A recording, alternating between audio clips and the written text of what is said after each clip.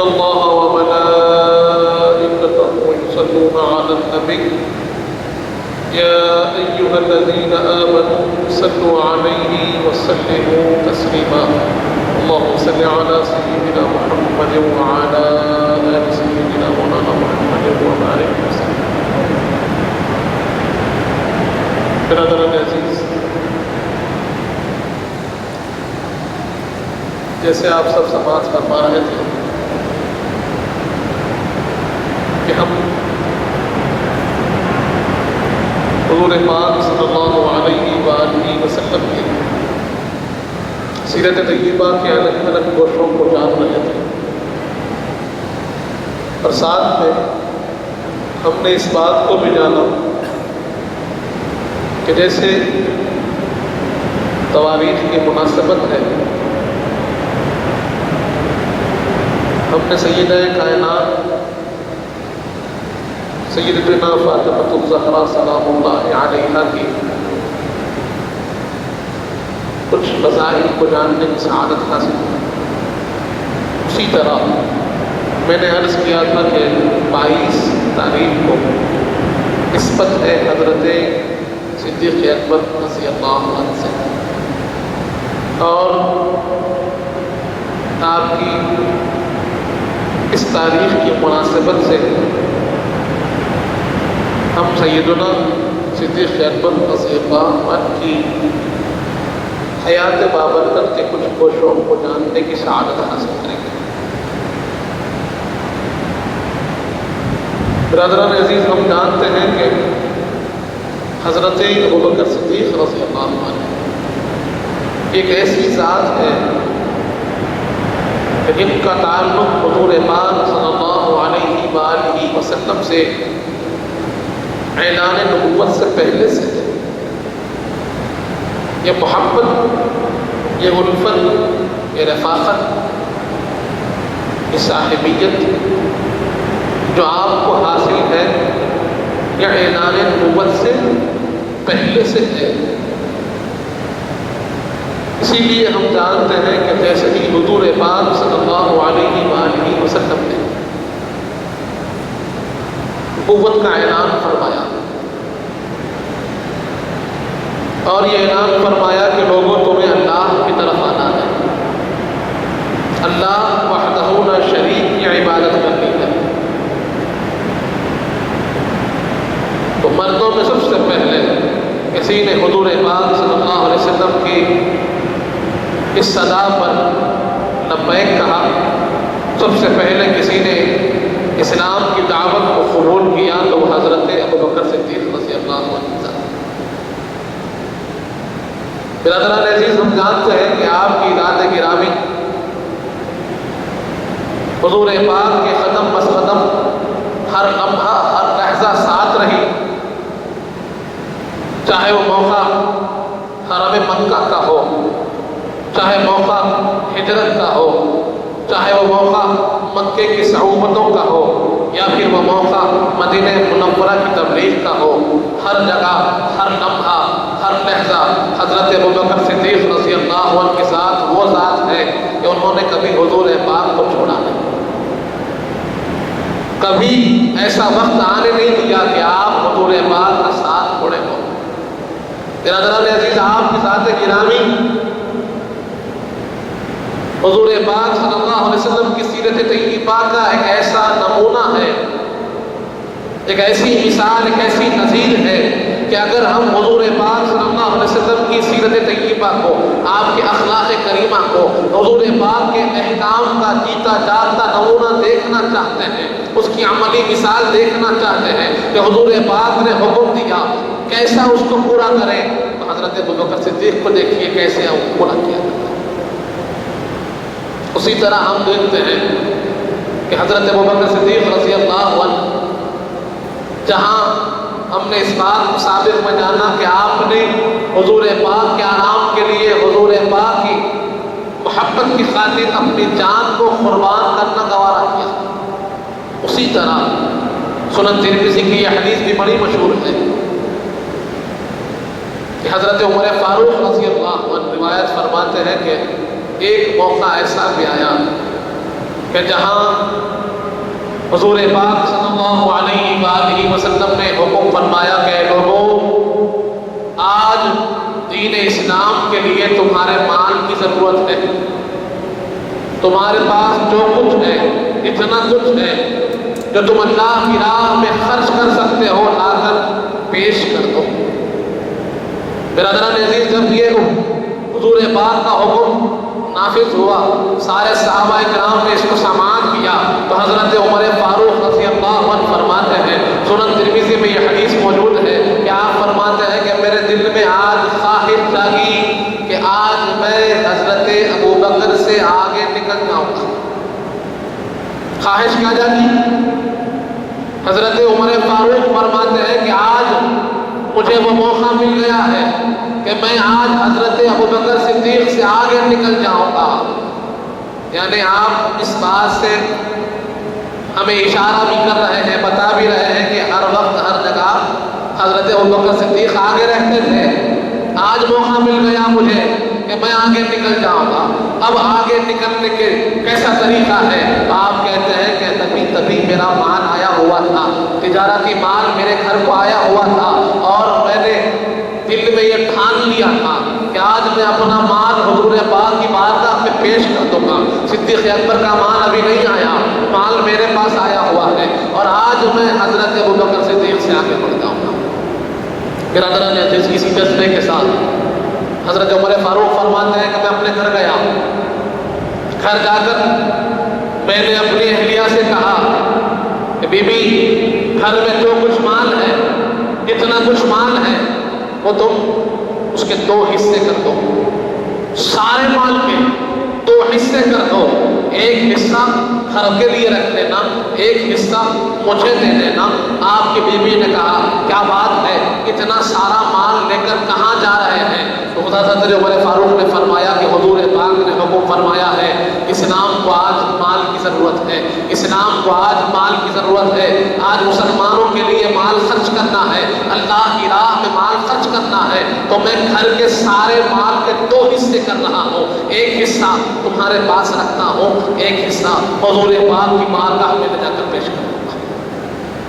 برادران عزیز، اسی جذبے کے ساتھ حضرت فاروق اعظم نے لے کر مال پیش کیا حضور پاک کی بارگاہ میں۔ سرور کائنات سب کا مال ملاحظہ فرماتے ہیں، حضرت عمر فاروق کے دل میں یہ خواہش جاگ ہی رہی ہے۔ آپ نے سنا ہے کیسے حضرت عمر فاروق کا مزاج ہے، فاروق اعظم دل ہی دل میں خوش ہو رہے ہیں کہ آج میں حضرت ابو بکر صدیق سے آگے نکل جاؤں گا، حضور پاک میری تعریف فرمائیں گے، حضور پاک مجھے شاباشی دیں گے، حضور پاک آج مجھ سے خوش ہو جائیں گے۔ برادران عزیز، اب سرور کائنات سید الانبیاء سب کے مالوں کو ملاحظہ فرماتے ہوئے، سب کے بارے میں پوچھتے ہوئے حضرت عمر فاروق کے پاس آئے۔ فاروق اعظم کا مال بظاہر بہت زیادہ تھا، بہت زیادہ تھا۔ حضرت عمر فاروق سے جب پوچھا گیا تو آپ نے عرض کیا، یا رسول اللہ، جو کچھ مال آیا ہوا تھا گھر کے لیے ایک حصہ رکھا ہوں، ایک حصہ آپ کی بارگاہ میں پیش کر دیا۔ حضور پاک خوش ہوئے، سرور کائنات نے تعریف فرمائی اور کہا کہ شاباش، اللہ تم کو اس کی جزائے خیر دے۔ اب بازوق حضرت ابو بکر صدیق کھڑے ہیں، بظاہر مال تھوڑا ہے، بظاہر مال تھوڑا ہے۔ حضور پاک صلی اللہ علیہ وسلم نے حضرت ابو بکر صدیق سے پوچھا، ابو بکر تم نے کیا لایا ہے؟ حضرت ابو بکر صدیق رضی اللہ عنہ پیکرے صدق و صفا ہے، با ادب با حیا ہے، بالکل ادب کے ساتھ عرض کرتے ہیں، یا رسول اللہ، یہ مال میرا ہے، جو کچھ گھر میں تھا لا کر پیش کر دیا، گھر میں جو کچھ تھا سب کا سب لا کر آپ کی بارگاہ میں پیش کر دیا ہو۔ حضور پاک نے کہا، ابو بکر کیا تمہیں گھر والوں کا خیال نہ رہا؟ کیا تمہیں اپنے بچوں کا خیال نہ رہا؟ اپنی بیوی کا خیال نہ رہا؟ کیا ان کے لیے تم نے کچھ نہ چھوڑا؟ سب کچھ لا کر اللہ کی بارگاہ میں پیش کر دیا، پھر گھر والوں کے لیے کیا رکھا ہے؟ تو حضور پاک نے پوچھا، گھر والوں کے لیے کیا رکھا ہے؟ صدیق اکبر کی آنکھوں میں آنسو بھی ہے، اپنی نگاہوں کو جھکائے ہوئے بھی ہے، عرض کرتے ہیں، یا رسول اللہ، میں نے اپنے گھر والوں کے لیے اللہ کو اور اس کے رسول کو رکھ دیا۔ برادران عزیز، بظاہر مال تھوڑا تھا، لیکن جب حضرت عمر فاروق نے یہ بات سنی اور حضور پاک کے اس کرم کو دیکھا کہ سرور کائنات حضرت ابوبکر صدیق کا وہ مال لے جا کر سارے مال کے اوپر رکھ دیے، تب حضرت عمر فاروق کہتے ہیں آج بھی صدیق اکبر مجھ سے بازی مارتے ہیں۔ برادران عزیز، یہ جذبہ محبت، یہ جذبہ ایثار و قربانی کہ زبان سے کہہ دینا آسان ہے کہ میں جان قربان کر دوں گا، تو مال قربان کر دوں گا، سب کچھ قربان کر دوں گا، بولنا آسان ہے، لیکن آج ہم دیکھتے ہیں کہ اللہ کی راہ میں نہ ہمارا مال خرچ ہو رہا ہے، اللہ کی راہ میں نہ ہم وقت دے پا رہے ہیں، اللہ کی راہ میں اپنے آپ کو پیش نہیں کر پا رہے ہیں۔ لیکن صدیق اکبر کے ساتھ وہ تھی کہ صرف وہ کہنا نہیں، کر کر بتاتے تھے کہ کیسے کیا جائے۔ تبھی تو حضور پاک نے فرمایا علیکم بسنتی و سنت خلفاء راشدین، کہ تم پر میری سنت بھی واجب ہے اور میرے خلفاء راشدین کی سنت بھی واجب ہے۔ یہ مثال، یہ نمونے حیات کوئی ہے تو صدیق اکبر کی ذات ہے۔ برادران عزیز، اسی طرح حضرت صدیق اکبر کی ایثار و قربانی کو حضور پاک ارشاد فرماتے ہوئے فرماتے ہیں کہ جتنا فائدہ مجھے ابو بکر کے مال نے دیا کسی کے مال نے نہیں۔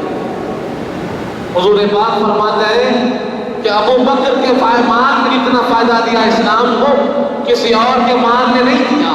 جب یہ بات حضرت ابو بکر صدیق سنے تو ساروں خطا رونے لگے، حضور پاک کی بارگاہ میں حاضر ہوئے، عرض کیا یا رسول اللہ، یہ ابو بکر کی جان بھی آپ کی ہے، ابو بکر کا مال بھی آپ کا ہے، آپ ایسے کیوں فرماتے ہیں کہ ابو بکر کا مال اتنا فائدہ دیا کسی اور نے فائدہ نہیں دیا؟ یہ مال ابو بکر کا نہیں، یہ مال آپ کا ہے، یہ جان ابو بکر کی نہیں، یہ جان آپ کی ہے۔ یہ جذبہ محبت حضرت صدیق اکبر کا ہے۔ تبھی تو حضور پاک فرماتے ہیں اس دنیا میں کوئی میرا رفیق ہے تو وہ ابو بکر ہے، دنیا میں میرا رفیق ابو بکر ہے، اور سنو آخرت میں میرا رفیق ابو بکر رہے گا، اور میں ابو بکر کو اس کا ہاتھ پکڑ کر جنت میں لے جاؤں گا۔ یہ حضور پاک کی محبت کا انداز ہے۔ ایک اور حدیث پاک کو حضور پاک ارشاد فرماتے ہیں کہ ہر نبی کے لیے اس دنیا میں 2 وزیر ہے اور آخرت میں 2 وزیر ہیں۔ دنیا میں 2 وزیر ہیں، آسمانوں میں 2 وزیر ہیں۔ حضور پاک نے ارشاد فرمایا میرے 2 وزیر اس دنیا میں ابو بکر اور عمر ہے، اور آسمانوں میں میرے 2 وزیر ابراہیم اور میکائیل۔ برادران عزیز، حضور پاک ارشاد فرماتے ہیں ابو بکر میرے وزیر ہیں، حضور پاک ارشاد فرماتے ہیں ابو بکر میرے رفیق ہیں، حضور پاک ارشاد فرماتے ہیں اگر کوئی میرا خلیل ہوتا اس دنیا میں تو ابو بکر ہوتا، لیکن ابو بکر میرا ساتھی ہے، میرا صاحب ہے۔ برادران عزیز، ایسے فضیلتیں حضور پاک نے ارشاد فرمائی۔ صدیق اکبر کے ساتھ وہ ہے سب سے پہلے کسی کو جنت کی بشارت حضور پاک نے دی، سب سے پہلے کسی کو سب سے پہلے حضور پاک نے کہا کہ تم جہنم سے آزاد ہو، عتیق ہو، تو کس کی ذات ہے؟ حضرت ابو بکر صدیق کی ذات ہے۔ اسی طرح ہم دیکھتے ہیں کہ حضور پاک صلی اللہ علیہ وسلم کی مزاج شناسی، مزاج شناسی کسے کہتے ہیں؟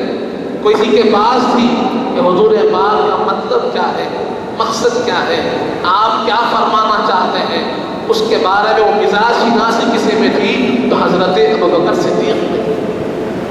ہم جانتے ہیں حدیث پاک بڑی مشہور ہے کہ حضور پاک صلی اللہ علیہ وآلہ وسلم نے ارشاد فرمایا ایک بندہ ہے اللہ کا، اللہ کا ایک بندہ ہے جسے اللہ نے اختیار دیا چاہے تو دنیا میں رہے چاہے تو رب کے پاس رہے۔ تو اس بندے نے اللہ کے قرب کو اختیار کیا۔ کتنی اچھی بات ہے، اللہ کے قرب کو اختیار کر لیا۔ صحابہ اکرام سب بیٹھے ہوئے ہیں، سارے صحابہ اکرام سن رہے ہیں کہ حضور پاک کسی کا واقعہ سنا رہے ہیں، اور ادھر حضرت ابوبکر صدیق رونے لگے، ساروں خطا رونے لگے۔ لوگ پریشان ہیں، کیا بات ہے ابوبکر رو کیوں رہے ہو؟ رونے کی وجہ کیا ہے؟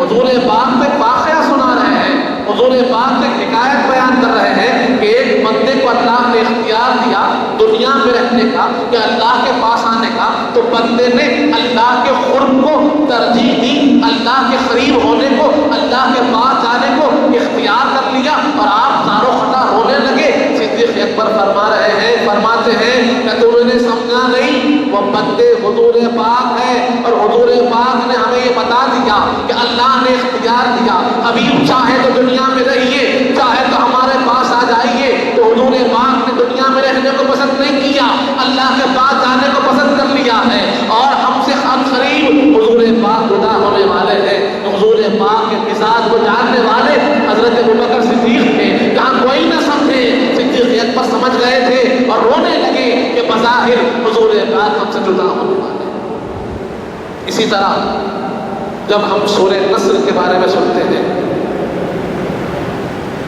جہاں اذا جاء نصر اللہ والفتح نازل ہوا، صحابہ کرام اس میں اللہ کی نصرت کو سن کر خوش ہو رہے تھے، وہیں پر حضرت ابوبکر صدیق رو رہے تھے۔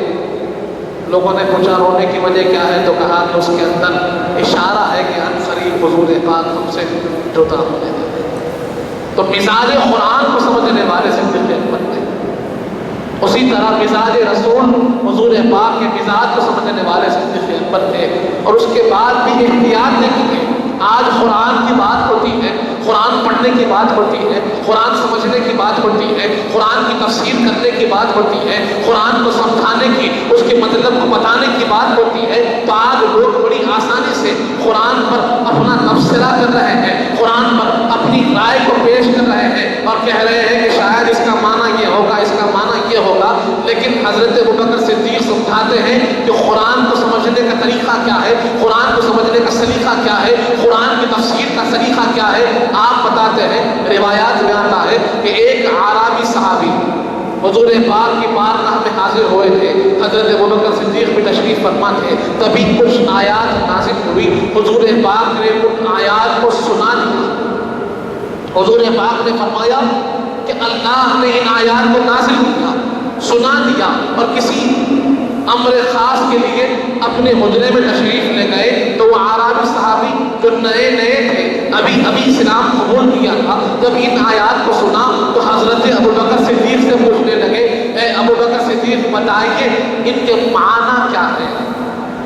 آپ تو حضور پاک کے چہیتے صحابی ہیں، حضور پاک کی خصوصی عنایت آپ پر ہے، آپ نے ان آیات کو سنا ہے، ان آیات کے بارے میں آپ کیا فرماتے ہیں، آپ کیا فرماتے ہیں؟ اس پر حضرت ابوبکر صدیق نے فرمایا کہ جب تک میں حضور پاک سے نہ سنوں گا کہ ان آیات کا مطلب کیا ہے، ان آیات کا مفہوم کیا ہے، ان آیات کی تفسیر کیا ہے، کن حالات کے لیے، کس احکام کے لیے یہ آیات نازل ہوئے، میں تم کو نہیں بتا سکتا، میں تم کو نہیں بتا سکتا، کیونکہ میں نے اپنے آقا سے نہیں سنا اس کا مطلب کیا ہے، اس کا مفہوم کیا ہے، اور جب تک ان سے نہ سنوں میں اس کی تفسیر تم کو نہیں بتا سکتا۔ برادران عزیز، آج افسوس کی بات یہ ہے کہ آج لوگ ایک طرف ایک طبقہ ایسا ہے جو قرآن سے بالکل دور ہو گیا، قرآن سے دور، تلاوت قرآن سے دور، قرآن کو سمجھنے سے دور، قرآن کے پڑھنے سے دور، ہر ایک سے دور سے دور ہو۔ وہ طبقے کے لیے افسوس۔ دوسرا طبقہ ایسا ایک پیدا ہو گیا ہے جو قرآن پڑھ تو رہا ہے لیکن اس کی اہمیت کو نہیں سمجھ رہا۔ وہ سمجھتا ہے کہ اگر میں ڈکشنری لے کر یا کسی قرآن کے ترجمے کو لے کر قرآن پڑھ لوں تو میں قرآن سمجھ سکتا ہوں۔ قرآن کا سمجھنا اتنا آسان نہیں ہے، قرآن کا پڑھنا ضرور آسان ہے، سمجھنا آسان نہیں ہے۔ سمجھنے کے لیے ہم کو صاحب قرآن سے سمجھنا ہوگا، ہم کو حضور پاک نے جیسے قرآن سمجھایا ہے ویسے سمجھنا ہوگا، صحابہ کرام نے جیسے سمجھایا ہے ویسے سمجھنا ہوگا۔ قرآن کو سمجھنے کے لیے معتبر تفاسیر کا ہونا ضروری ہے، خود تفسیر قرآن کی نہیں کر سکتے۔ آج لوگ اپنے مرضی کے لحاظ سے قرآن کی تفسیر کر رہے ہیں، قرآن کے بارے میں کچھ بھی کہہ رہے ہیں، تبھی تو مسائل پیدا ہو رہے ہیں، تبھی تو مشکلیں پیدا ہو رہی ہیں۔ اگر ہم کو قرآن سمجھنا ہے تو حضور پاک نے جیسے سمجھایا ویسے سمجھیے، صحابہ کرام نے جیسے سمجھایا ویسے سمجھیے، اہل بیت اطہار نے جیسے سمجھایا ویسے سمجھیے۔ مفسرین انہوں نے اپنی زندگی لگا دی ہے قرآن کی تفسیر کرنے کے لیے، قرآن کی تفسیر کو نقل کرنے کے لیے، اور بہت محنت انہوں نے کی ہے۔ اور مفسرین کی تفسیروں کو پڑھیے، خود سے تفسیر کرنا قرآن کی یہ منع ہے۔ تفسیر کی رائے بالکل حرام اور منع ہے، لیکن آج لوگ اپنی رائے پیش کر رہے ہیں، قرآن کے بارے میں نہیں، رائے پیش کرنے کا اختیار نہیں ہے۔ اور یہ چیز ہم کو حضرت ابوبکر صدیق نے سمجھائی۔ جب قرآن کی بات آئی تو حضرت صدیق اکبر کا ایک بہت بڑا کارنامہ قرآن سے متعلق یہ ہے کہ آپ نے سب سے پہلے قرآن کو جمع فرمایا۔ قرآن جو آج ہمارے پاس موجود ہے،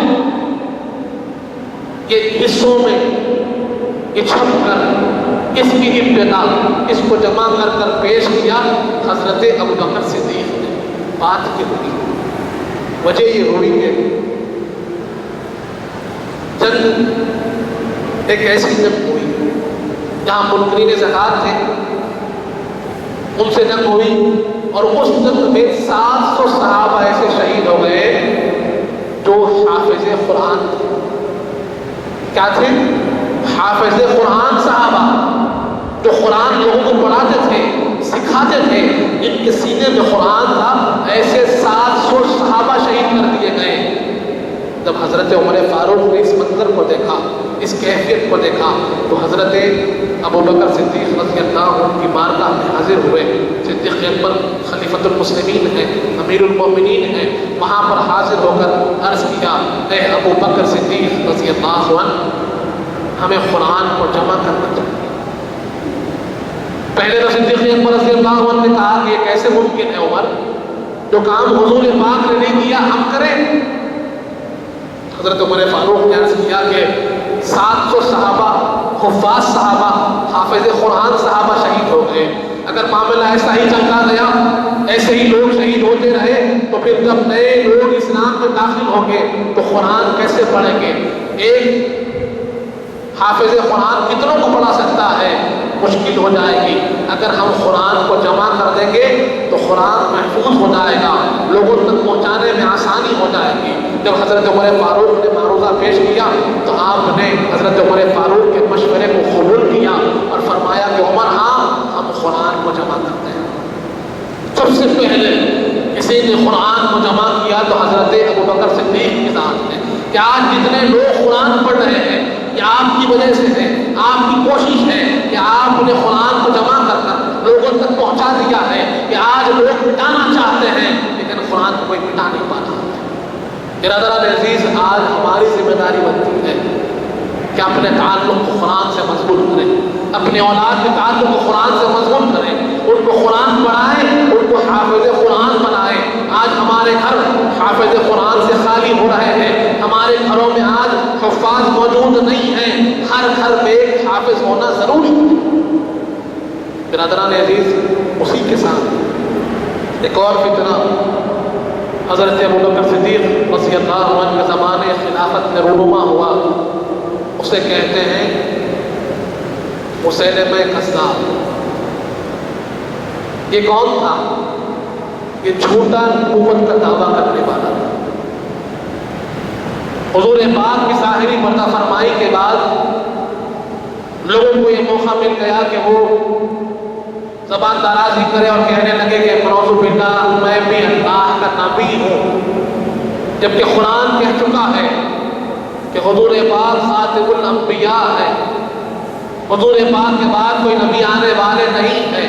حضور پاک نے فرما دیا لو کان بعدی نبی لکان عمر، اگر میرے بعد کوئی نبی ہوتے تو عمر ہوتے، لیکن میرے بعد کوئی نبی نہیں ہے، میرے بعد نبوت ختم ہو چکی ہے۔ اللہ نے نبوت کے سلسلے کو حضور پاک پر ختم کر دیا، آپ خاتم الانبیاء ہے، سید المرسلین ہے، آپ کے اوپر نبوت ختم ہو گئی۔ لیکن کچھ لوگ اٹھے اور انہوں نے اعلان کیا کہ نعوذ باللہ ہم اللہ کے نبی ہیں، اللہ نے ہمیں نبوت دی ہے۔ جب یہ بات حضرت ابوبکر صدیق کو معلوم ہوئی تو صدیق اکبر نے خاموش نہیں بیٹھا، صدیق اکبر نے ان کو یوں ہی نہیں چھوڑ دیا، بلکہ ان کے خلاف میں جنگ بندی ہوئی، ان کے خلاف میں لشکر کشی ہوئی اور ان کے اوپر لشکر کو بھیجا گیا، ان کو کیفر کردار تک پہنچایا گیا، ان کو قید کیا گیا، یا تو قید ہوئے یا تو پھر اپنے انجام تک پہنچائے گئے، ان کو یوں ہی چھوڑ نہیں دیا گیا۔ سب سے پہلے جھوٹے نبیوں کے دعوے کو ختم کرنے والی ذات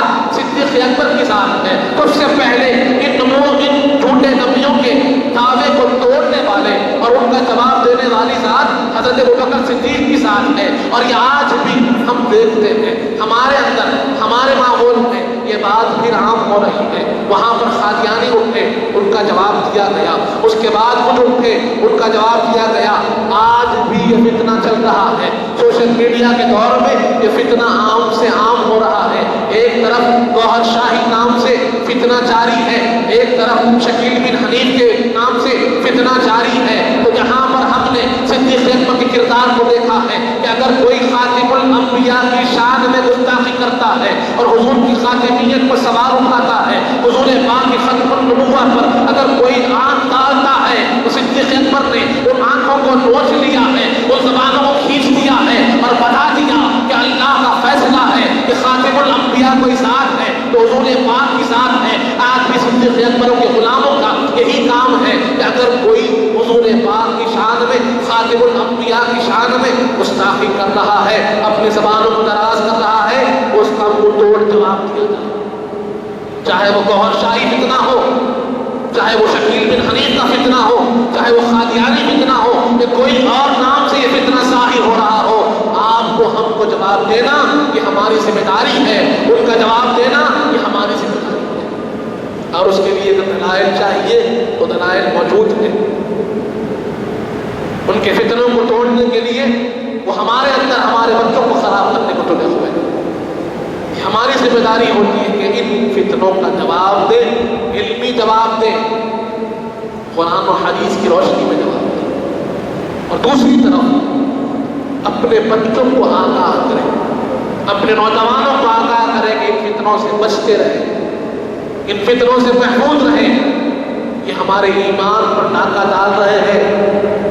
اپنے ایمان کی حفاظت کریں، اپنے بچوں کی ایمان کی حفاظت کریں۔ برادران عزیز، تو صدیق اکبر کی ذات تھی کہ جو منکرین زکوٰۃ کا جواب دیے، جو چھوٹے نبیوں کا جواب دیے، اور 28 سال کی حکومت میں، 28 سال کی جہاں خلافت راشدہ رہی آپ کی، جہاں لوگ چاہتے تھے کہ اسلام کے ارادے کو بکھار دیا جائے، اسلام کی جو مضبوطی ہے اس کو کمزور کر دیا جائے، حضور پاک تشریف لے جانے کے بعد لوگوں نے سمجھا کہ شاید اسلام کمزور ہوگا، لیکن صدیق اکبر کی ذات تھی تو آپ نے ثابت کیا اسلام کمزور نہیں ہوگا جب تک حضور پاک کے غلام موجود ہیں، حضور پاک کے اصحاب موجود ہیں، حضور پاک کے خلفاء موجود ہیں، اسلام کمزور نہیں ہو سکتا۔ الگ الگ طریقوں سے، الگ الگ انداز سے لوگوں نے اسلام پر حکومت کی، اسلام پر حملہ کیا، لیکن آپ نے اس کا منہ توڑ جواب دیا اور اسلام کی مضبوطی کو قائم اور قائم رکھا۔ برادران عزیز، آج جو اسلام ہم تک پہنچا ہے انہی کی قربانیوں کا نتیجہ ہے، تو ہمارا یہ فرض بنتا ہے، یہ ہماری ذمہ داری ہے کہ ہم بھی ان نفوس قدسیہ کو یاد رکھیں، ان کی قربانیوں کو یاد رکھیں، ان کے اعلیٰ کردار کو یاد رکھیں، ان کے اخلاق کو یاد رکھیں، ان کی اعلیٰ سیرت کو یاد رکھیں، اور نہ صرف خود یاد رکھیں بلکہ اپنی اولاد کو بھی سمجھائیں اور بتائیں کہ اگر تمہیں زندگی میں آگے بڑھنا ہے، اگر تمہیں زندگی میں کامیاب ہونا ہے تو ان جیسی نفوس قدسیہ کو اپنا آئیڈل بناؤ، حضور پاک کی ذات کو آئیڈل بناؤ، اسی کے ساتھ ساتھ صدیق اکبر کی ذات کو آئیڈل بناؤ، فاروق اعظم کی ذات کو آئیڈل بناؤ، حضرت عثمان غنی کی ذات کو آئیڈل بناؤ، مولا علی مشکل کشا کی ذات ہے جو ہمارے لیے مشعل راہ ہے، ان کے پیچھے چلیں گے تو کامیاب ہوں گے۔ اگر ان کو چھوڑ دیں گے اور دنیا داروں کے پیچھے جائیں گے تو کامیاب نہیں ہو سکتے۔ کامیابی کی ایک ہی دلیل ہے کہ حضور پاک کے دامن سے وابستہ ہو جائے، اور حضور پاک جو چاہنے والے ہیں، حضور پاک کے اہل بیت اطہار ہیں، حضور پاک کے صحابہ کرام ہیں، خصوصاً خلفائے راشدین ہیں، ان کے دامن سے وابستہ ہو جائیں گے تبھی کامیاب ہوں گے۔ کامیابی کی کوئی اور دلیل ممکن ہی نہیں۔ آج ہمارے بچے ان سے دور ہیں، ان کا کردار اس بات کی گواہی نہیں دیتا کہ وہ حضرت ابوبکر صدیق کے چاہنے والے ہیں، ان کے اخلاق اس بات کی گواہی نہیں دیتے۔ ہمارا یہ فرض بنتا ہے کہ ہمارے بچوں کی کردار سازی کریں، ان کے کردار کو بنائیں، ان کے اخلاق کو سمجھائیں، سنواریں، اور یہ ہے چلنے کا جو ہمیں آگے بڑھنا ہے۔ برادران عزیز، ویسے تو بہت سے ایسے مسائل ہیں صدیق اکبر کے کہ اگر کہنے لگوں تو وقت درکار ہوگا، لیکن چند باتیں آپ کے سامنے رکھی۔ اللہ تعالیٰ سے دعا ہے مالک جب تک زندہ رکھ، سلام پر رکھ، موت ایمان پر دے، وقت ندا حضور پاک صلی اللہ علیہ وسلم کا دیدار نصیب فرما مالک، نیک اور صالح متقیوں پر اظہار بنا، ہمارے گناہوں کو معاف فرما۔ ہمارے گناہوں کو نیکیوں سے تبدیل کر دے.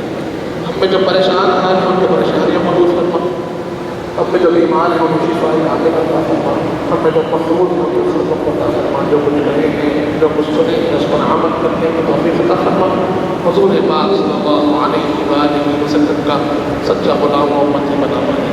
اہل بیت اطہار کا غلام بنا. صحابہ کرام کا چاہنے والا بنا. اولیاء اللہ کا چاہنے والا بنا. ان کے بتائے ہوئے راستے پر چلنے کی توفیق عطا فرما. وصلی اللہ تعالی علی خیر خلقہ سیدنا محمد وعلی آلہ وصحبہ وسلم والحمد للہ رب العالمین.